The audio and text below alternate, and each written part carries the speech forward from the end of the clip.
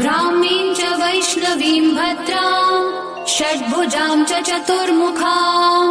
त्रिनेत्रां च त्रिशूलां च पद्मचक्रगदाधरां पीताम्बरधरां देवीं नानालङ्कारभूषितां तेजःपुञ्जधरां श्रेष्ठां ध्यायेत् बालकुमारिकाम् ओङ्कारलक्ष्मीरूपेण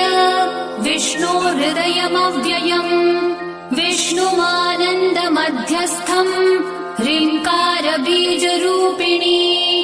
ॐ क्लीं अमृतानन्दभद्रे सत्य आनन्ददायिनी ॐ श्रीं दैत्यभक्षरदां शक्तिमालिनि शत्रुमर्दिनी